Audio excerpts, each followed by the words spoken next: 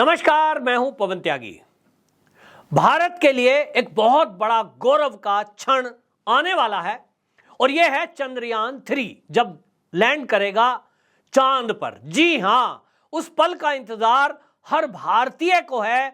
सीना गर्व से चौड़ा तो इस बात पर भी हो रहा है कि हमने चंद्रयान 3 यानी हमने एक सैटेलाइट भेजा है जो चांद पर जाएगा, और वो पहले भी हमने भेजा था, लेकिन अब ये तीसरा प्रयास भारत की तरफ से है। अब अधिकतम जो वैज्ञानिक हैं उनका कहना है कि ये सेफ लैंड करेगा।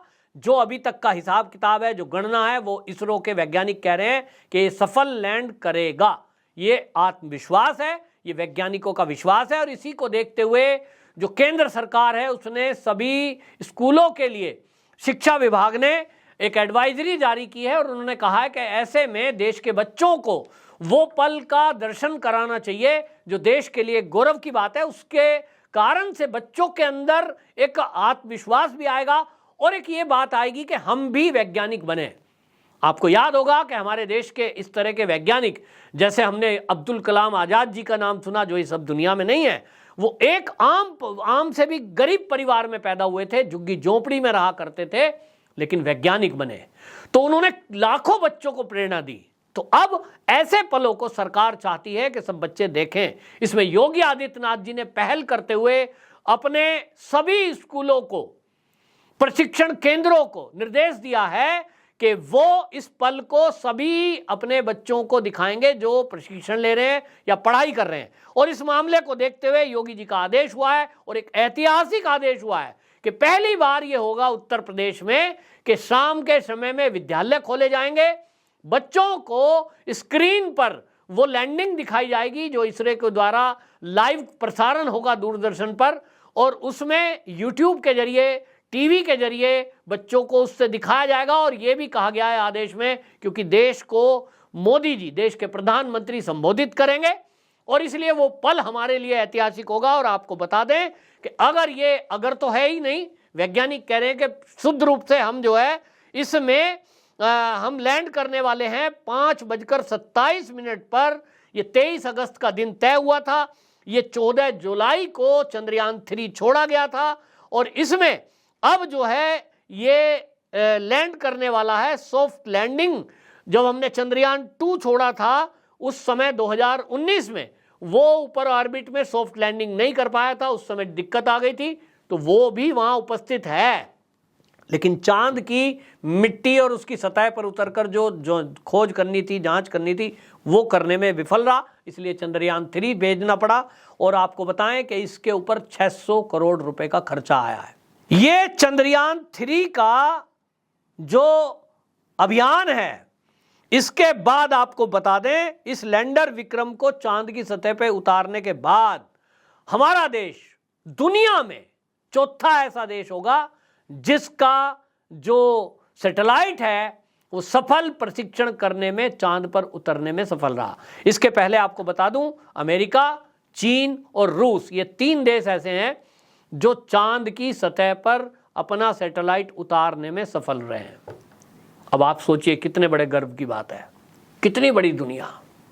और उसमें 3 महाशक्ति अभी तक गिनी जाती थी कि भैया चांद पे तो जो खोज चल रही है, जिन्होंने अपना ये भेजे हुए हैं लैंडर, ये तो भैया अमेरिका है या चीन है या रूस हैं, क्योंकि उनके पास तो इतने पैसे हैं कि वो 1000, 1200, 500 करोड़ रुपया यूं ही खर्च कर देंगे।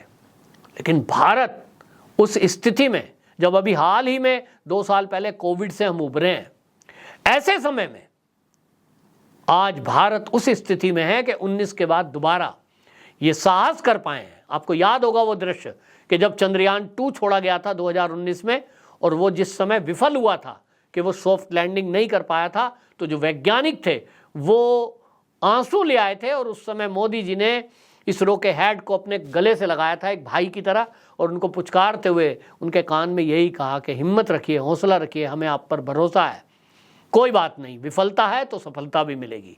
मोदी जी का ये आत्मविश्वास और हमारे देश के वैज्ञानिकों का परिश्रम, फिर से आज हमें वो दिन देखने को मिलेगा। उस पल के साक्षी बनेंगे।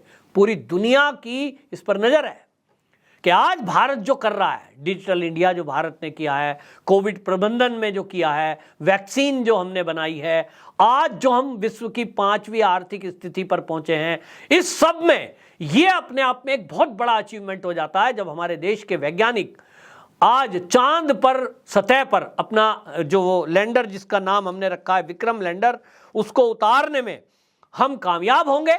और वो आपको बता दें असल में रिस्की जो समय है जिसको लेकर वैज्ञानिक भी थोड़ा सा संशय में है, जैसे चंद्रयान 2 जब हमारा विफल हुआ था उसका भी कारण ये था कि सॉफ्ट लैंडिंग के समय में वो ठीक से लैंडिंग नहीं कर पाया।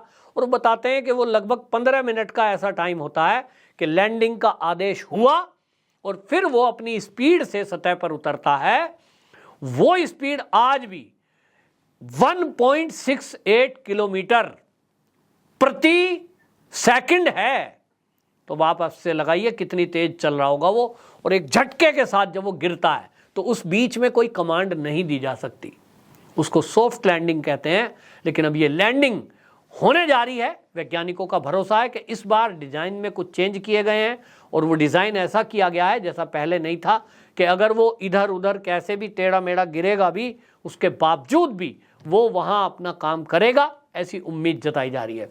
तो हम सबकी प्रार्थना और वैज्ञानिकों का अपना, वैज्ञानिक भी प्रार्थना में लगे हैं, लेकिन वैज्ञानिकों का भरोसा और उनकी जो मेहनत है वो परमात्मा की इच्छा होती है। और परमात्मा की आज इच्छा है कि भारत फिर से विश्व गुरु बने, तो उस तरफ जो शक्तियां हैं वो काम करती हैं। लेकिन मैं आप सबसे आग्रह करूंगा कि इस पर भारत का भविष्य टिका हुआ है, वैज्ञानिकों का भविष्य टिका हुआ है, और लाखों बच्चे जो इसको लाइव देखेंगे उनको भी लगेगा कि मैं भी एक दिन वैज्ञानिक बन सकता हूं। और आपको ये जानकर खुशी होगी कि इस अभियान की जो हेड हैं वो महिला हैं। तो मोदी जी ने उनका जिक्र किया था लाल किले की प्राचीर से। तो हमारे घर में जो बच्चियां हैं, खास तौर पे जो आज पढ़ रही हैं बच्चियां, उनको भी एक प्रेरणा मिलेगी कि मैं भी ऐसा कर सकती हूं। और मोदी जी यही चाहते हैं कि देश के बच्चे, देश का भविष्य, इस देश को बनाने में, आगे आने में ये समझें कि सरकार उनके साथ है, सपने उनके हैं, वो देखें देश की तरक्की में कैसे वो काम कर सकते हैं। उनको हर प्लेटफॉर्म वो सरकार देने को तैयार है। चाहे अपना आप खुद का उद्योग लगाना चाहते हो तो आपके लिए सरकार मुद्रा लोन दे रही है, आप पढ़ना चाहते हो तो आपको शिक्षा लोन दे रही है, आपके लिए बड़ी बड़ी यूनिवर्सिटियां बनाई जा रही हैं, मेडिकल कॉलेज बनाए जा रहे हैं। और इस तरह से अब आप देखिए कि इसरो भी एक सेटअप कर रहा है। वो पिछले काफ़ी साल से, जब से मोदी सरकार आई, मैंने देखा तब से कि जो अच्छे स्टूडेंट हैं साइंस के और जिनकी रुचि है उनको सेलेक्ट किया जाता है और वहाँ फिर इसरो उनको ट्रेनिंग दे करके वैज्ञानिकों के साथ अटैच करता है।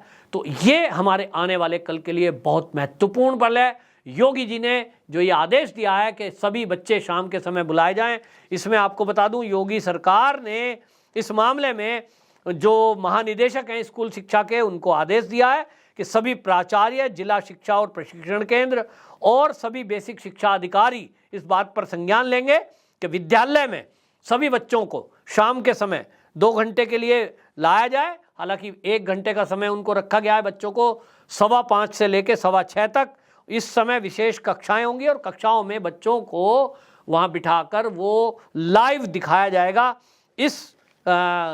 इस सारे भारत के गौरव के क्षण के हम भी साक्षी बने और परमात्मा से प्रार्थना करें कि हमारे वैज्ञानिकों का ये परिश्रम सफल हो और ताकि हम दुनिया की चौथी वो महाशक्ति बन जाएंगे उस पल में ही जो चांद पर अपना कदम रखने में कामयाब हुए हैं। आप जरूर परमात्मा से प्रार्थना करें और कमेंट बॉक्स में भारत माता की जय जरूर लिखें। वंदे मातरम।